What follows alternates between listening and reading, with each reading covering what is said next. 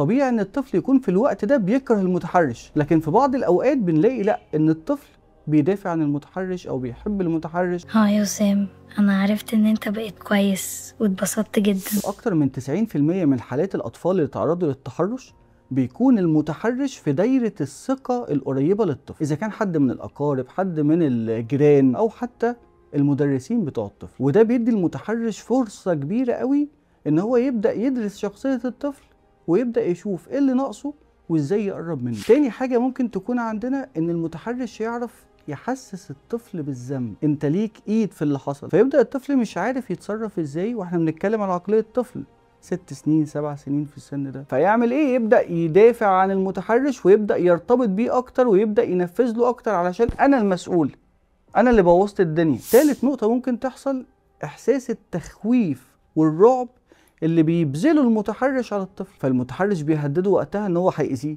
او يأذي حد من اهله او يأذي اخته الصغيرة او اخوه الصغير. خلينا واضحين ان المتحرش بيختار الضحية بتاعته بشكل فيه ذكاء كبير جدا، ان هو لازم يختار اكتر طفل بعيد عن اسرته، اكتر طفل ما بيعرفش يعبر، اكتر طفل حاسس بالحرمان وعنده احتياج للمشاعر، اكتر طفل تعرض لقسوة او عدم اهتمام من اسرته. هنا المتحرش بيدرس الحتة دي حلوة قوي ويبدأ يدخل منها، يسمع الطفل، يركز معاه، يحتضنه، يجيب له هدايا، يطبطب عليه، يحسسه ان هو طفل متميز وطفل آراءه ذات قيمة. فيبدأ الطفل يعمل له اللي هو عايزه في مقابل ان هو يسمعه ويحتفظ بالجانب الايجابي والمميزات اللي هو اخدها. وهنا بتكون المشكلة عند الاسرة نفسها. فهنا لو فكرنا في النقط دي كلها، هي بتقوم على مبدأ ايه؟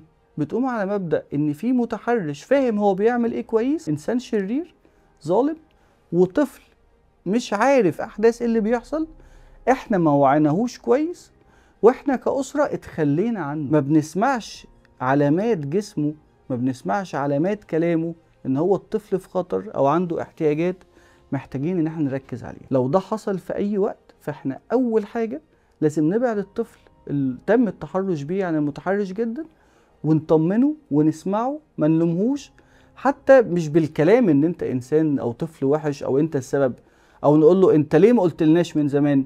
الكلام ده هيخلي الطفل يخاف. لا، احنا نسيبه يحكي في الوقت المناسب ليه بالشكل المناسب ليه، وقت ما يكون هو عنده استعداد يتكلم معانا. بنوجه رسالة لكل الناس اللي هتبدأ الذكريات تتداعى على ذهنها تاني، ويبدأ يفتكر احداث التحرش اللي حصلت له في طفولته، ان انت النهاردة لازم تبدأ تتكلم في الموضوع، ولازم تبدأ تعبر عن نفسك، لازم تلجأ لطبيب نفسي او اخصائي نفسي تخرج المشاعر اللي كانت موجودة جواك، علشان هتفضل عالقة في ذهنك ومؤثرة على كل قراراتك ومشاعرك وانت كبير. ولازم ما تحسش بالذنب، انت كنت طفل، انت ما كنتش فاهم ايه اللي بيحصل. فمهما كان الجاني او المتحرش زرع في دماغك ان انت مسؤول او ان انت مشترك، هي دي كانت طريقته في التلاعب علشان يسيطر عليك وياخد منك اللي هو عايزه. فانت هنا كان لا حول لك ولا قوة وما كانش بايدك حاجة تعملها. فتعالى نحل المشكلة، تعالى نتكلم فيها، بلاش تغمض عينينا ونحط راسنا تحت الرملة ونقول الموضوع انتهى خلاص. لا، هو ما انتهاش، انت هتلاقي الآثار بتاعته موجودة في حياتك لحد النهاردة وانت عندك 40 و50 و60 سنة.